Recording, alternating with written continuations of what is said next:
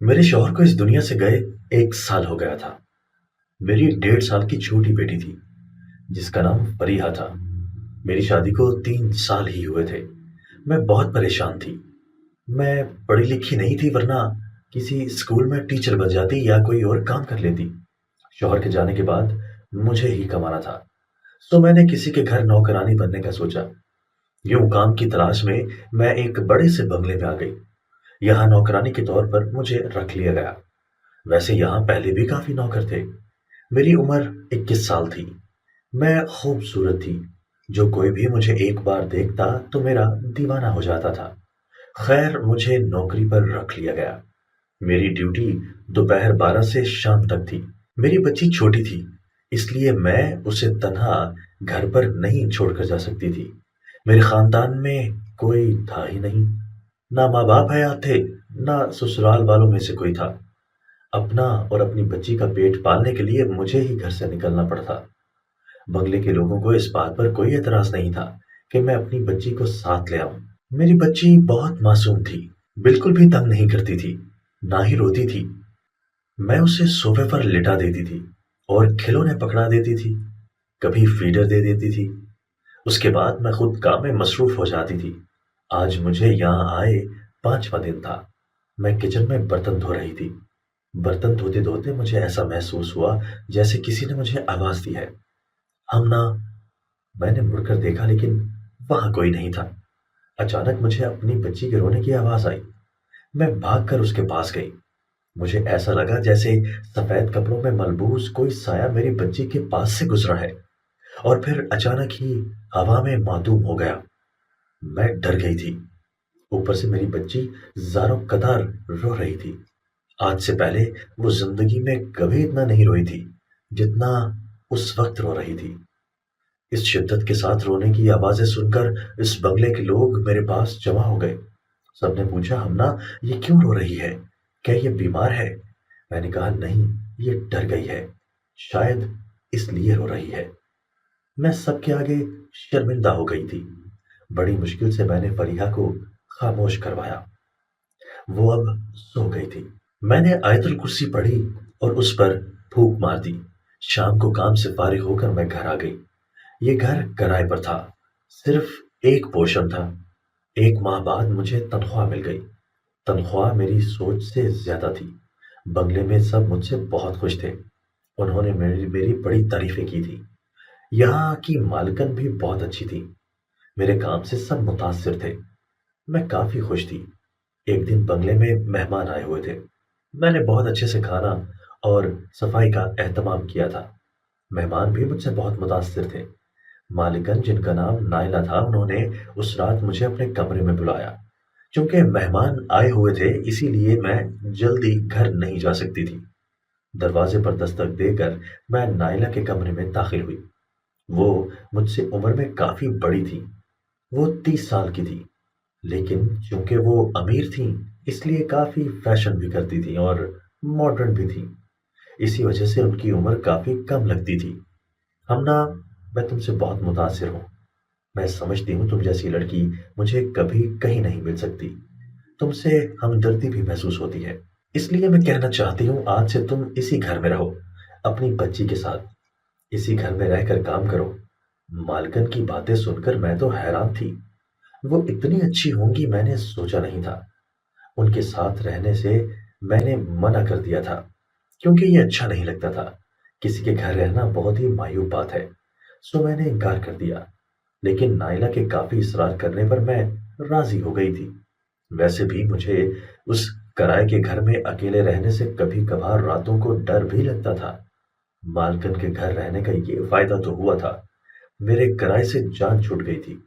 کافی پیسے میرے پاس بچ رہے تھے جنہیں میں جمع کرتی جا رہی تھی تاکہ آگے کام آ سکیں۔ 1 مہینہ مجھے یہاں ہوا تو عجیب سے واقعات میرے ساتھ ہونے لگے۔ جیسے کہ آج میں کمرے میں سو رہی تھی جب میں نے اپنی بیٹی کے ہنسنے کی آوازیں سنی۔ ایسا لگ رہا تھا کوئی اس سے باتیں کر رہا ہے۔ رات کے 2 بج گئے تھے۔ میری آنکھ کھلی تو دیکھا میری بچی کے پاس کوئی سایہ سا تھا۔ اس کی شکل اندھیرے کی وجہ سے میں ٹھیک سے نہیں دیکھ سکی تھی، لیکن وہ جو بھی تھا مجھے جاگتا دیکھ کر اٹھ گیا اور غائب ہو گیا۔ مجھے اپنی آنکھوں پر یقین نہیں آ رہا تھا۔ پہلے تو میں نے اپنا وہم سمجھا، لیکن اب دل کہتا تھا یہ سب وہم نہیں ہے۔ میں سوچ رہی تھی مالکن کو اس بارے میں بتاؤں گی۔ آیت الکرسی پڑھ کر میں سو گئی تھی۔ اگلے دن مالکن کے شوہر، جن کی عمر 31 سال تھی، دبئی سے واپس آ گئے۔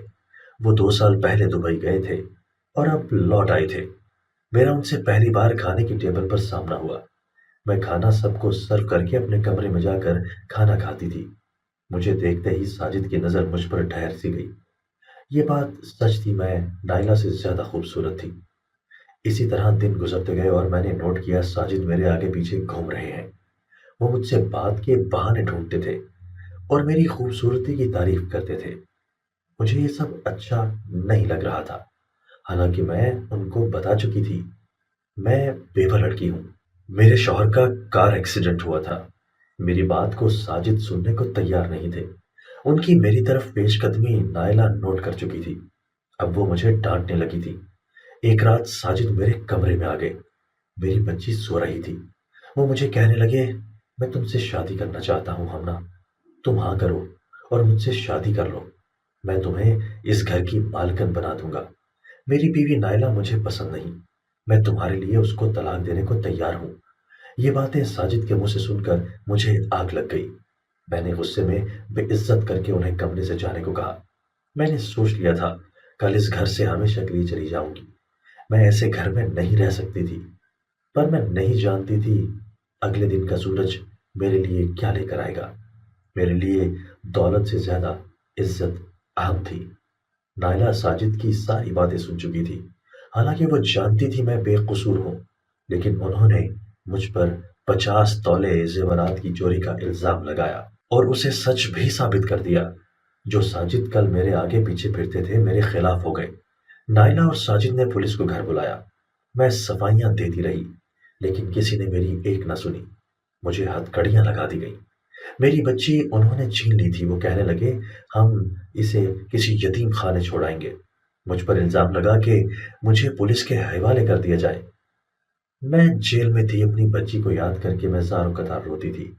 مجھے بہت ڈر لگتا تھا۔ مجھے یہاں 5 دن گزر گئے تھے۔ اپنی بیٹی فریحہ کو دیکھنے کے لیے میری آنکھیں ترس گئی تھی۔ اس جیل میں تنہا تھی۔ رات ہوئی تو بتیاں بند ہو گئیں، صرف ایک چھوٹا بلب جل رہا تھا۔ تالے لگا کر پولیس اور کانسٹیبل گھر چلے گئے۔ میں اکیلی تھی یہاں، اور بھی قیدی تھے، لیکن اس قید خانے میں صرف میں تنہا تھی۔ باقی پرانے قیدی مخالف سمت میں تھے، نہ میں ان کو دیکھ سکتی تھی اور نہ وہ مجھے۔ میں ان سب کی باتیں کرنے کی آوازیں سن رہی تھی، میں دعائیں کر رہی تھی میری بچی بس ٹھیک ہو۔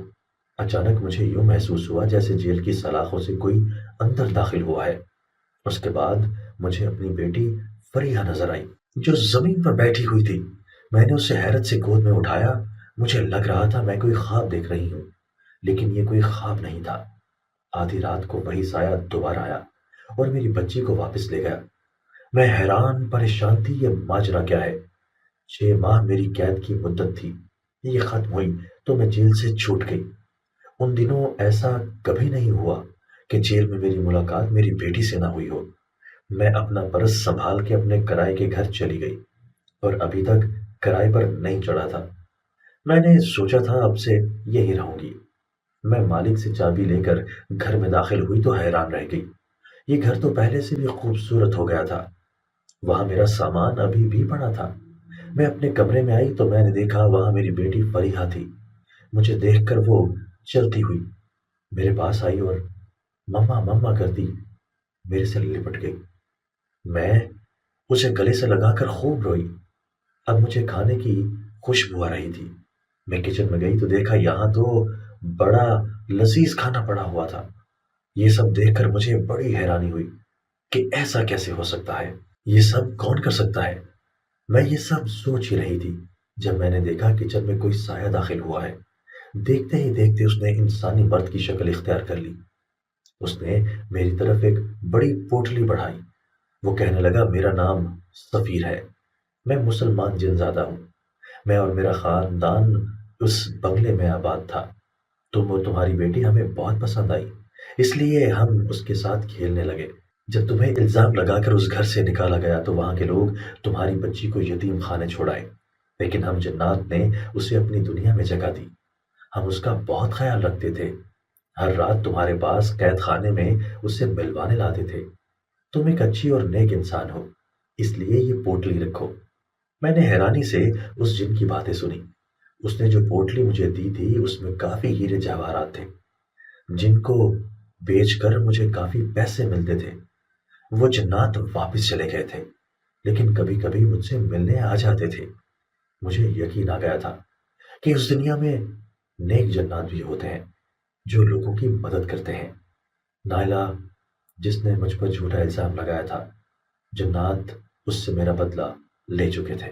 انہوں نے واقعی وہ 50 تولہ سونا جلا دیا تھا، جس وجہ سے نائلہ اور ساجد کو بہت مالی نقصان ہوا۔